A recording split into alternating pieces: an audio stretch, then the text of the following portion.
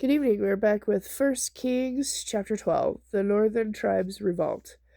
Rehoboam went to Shechem, where all Israel had gathered to make him king. Where Jeroboam, son of Nebat, heard of Solomon's death, he returned from Egypt, for he had fled to Egypt to escape from King Solomon.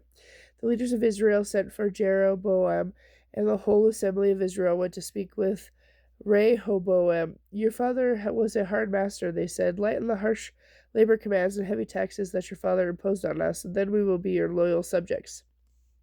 Rehoboam replied, Give me 3 days to think this over, then come back for my answer. So the people went away. Then King Rehoboam went to discuss the matter with the older men who had counseled his father, Solomon. What is your advice? He asked. How should I advise these people? The older counselors replied, If you are willing to serve the people today and give them a favorable answer, they will always be your loyal subjects. But Rehoboam rejected the advice of the elders and instead asked the opinion of the younger men who had grown up with him and who were now his advisers. What is your advice? He asked them. How should I advise these people who want me to lighten the burdens imposed by my father? The young men replied, This is what you should tell these complainers. My little finger is thicker than my father's waist. If you think he was hard on you, just wait and see what I'll be like. Yes, my father was harsh on you, but I'll be even harsher. My father used whips on you, but I'll use scorpions. 3 days later, Jeroboam and all the people returned to hear Rehoboam's decision, just as the king had requested. But Rehoboam spoke harshly to them, for he rejected the advice of the older counselors and followed the counsel of his younger advisers. He told the people, My father was harsh on you, but I'll be even harsher. My father used whips on you, but I'll use scorpions. So the king paid no attention to the people's demands. So this turn of events was the will of the Lord, for it fulfilled the Lord's message to Jeroboam, son of Nebat, through the prophet Ahijah from Shiloh. When all Israel realized that the king had rejected their request, they shouted, Down with David and his dynasty. We have no share in Jesse's son. Let's go home, Israel. Look out for your own house, O David. So the people of Israel returned home. But Rehoboam continued to rule over the Israelites who lived in the towns of Judea. King Rehoboam sent Adoniram, who was in charge of the labor force, to restore order, but all Israel stoned him to death. When this news reached King Rehoboam, he quickly jumped into his chariot and fled to Jerusalem. The northern tribes of Israel had refused to rule by the descendant David to this day. When the king of Israel learned of Jeroboam's return from Egypt, they called an assembly and made him king over all Israel, so only the tribe of Judea remained loyal to the family of David. Shemaiah's prophecy. When Rehoboam arrived at Jerusalem, he mobilized the armies of Judea and Benjamin, 180,000 select troops, to fight against the army of Israel and to restore the kingdom to himself. But God said to Shemaiah, the man of God, Say to Rehoboam, son of Solomon, king of Judea, and to the people of Judea and Benjamin, This is what the Lord says, Do not fight against your relatives, the Israelites, and go home, for what has happened is my doing. So they obeyed the message of the Lord and went home as the Lord had commanded. Jeroboam makes gold calves. Jeroboam then built up the city of Shechem in the hill country of Ephraim, and it became his capital. Later he went and built up the town of Peniel. Jeroboam thought to himself, Unless I am careful, the kingdom will return to the dynasty of David. When they go to Jerusalem to offer sacrifices at the temple of the Lord, they will again give their allegiance to King Rehoboam of Judea. They will kill me and make him their king instead. So on the advice of his counselors, the king made 2 gold calves. He said to the people, It is too much trouble for you to worship in Jerusalem. O Israel, these are gods who brought you out of here. He placed these calf idols at the southern and northern ends of Israel, in Bethel and in Dan. This became a great sin, for the people worshipped them, traveling even as far as Dan. Jeroboam built shrines at the pagan high places and ordained priests from the rank and file for the people, those who were not from the priestly tribe of Levi. Jeroboam also instituted a religious festival in Bethel, held on a day in mid-Anam, similar to the annual festival of shelters in Judea. There are at Bethel. He himself offered sacrifices to the calves he had made.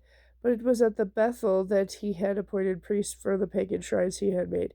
So on the appointed day in mid-autumn, a day that he himself had designated, Jeroboam offered sacrifices on the altar at Bethel. He instituted a religious festival for Israel, and he went up to the altar to burn incense. 1 Kings chapter 13. A prophet denounces Jeroboam. At the Lord's command, a man of God of Judea went to Bethel, and he arrived there just as Jeroboam was approaching the altar to offer a sacrifice. Then at the Lord's command, he shouted, O altar, O altar, this is what the Lord says. A child named Josiah will be born into the destiny of David. On you he will sacrifice the priests from the pagan shrines who come here to burn incense, and human bones will be burned on you. That day the man of God gave a sign to prove his message, and he said, The Lord has promised to give this sign. This altar will split apart, and its ashes will be poured out on the ground. King Jeroboam was very angry with the man of God for speaking against the altar, so he pointed at the man and shouted, Seize that man! But instantly the king's hand became paralyzed in that position, and he couldn't pull it back. At the same time, a wide crack appeared on the altar, and the ashes poured out, just as the man of God had predicted in his message from the Lord. The king cried out to the man of God, Please ask the Lord your God to restore my hand again. So the man of God prayed to the Lord, and the king's hand became normal again. Then the king said to the man of God, Come to the palace with me and have something to eat, and I will give you a gift. But the man of God said to the king, Even if you gave me half of everything you own, I will not go with you. I will not eat any food or drink any water in this place, for the Lord gave me this command. You must not eat any food or drink any water while you are there, and do not return to Judea by the same way you came. So he left Bethel and went home another way.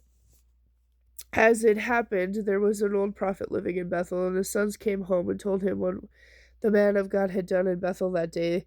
They also told him what he had said to the king. The old prophet asked them, Which way did he go? So they told their father which road the man of God had taken. Quick, saddle the donkey, the old man said. And when they had saddled the donkey for him, he rode after the man of God and found him sitting under an oak tree.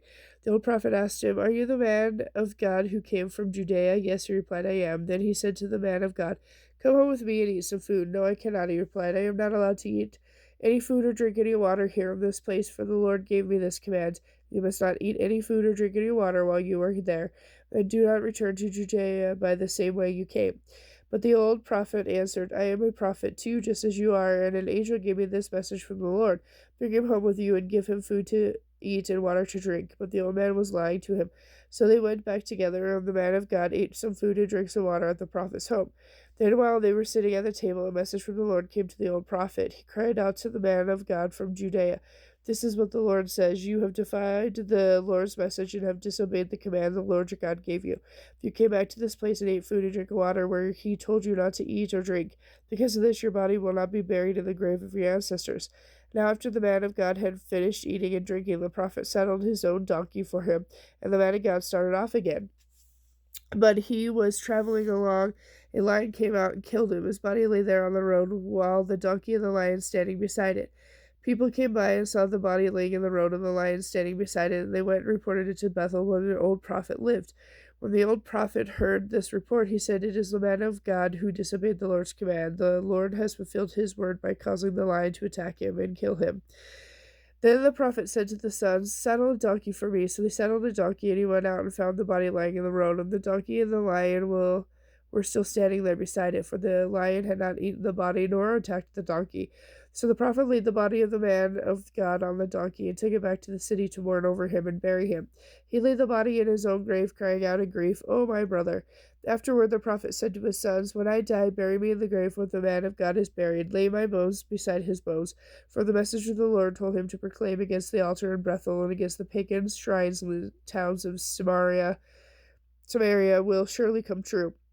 But even after this, Jeroboam did not turn from his evil ways. He continued to choose priests from the rank and file of people.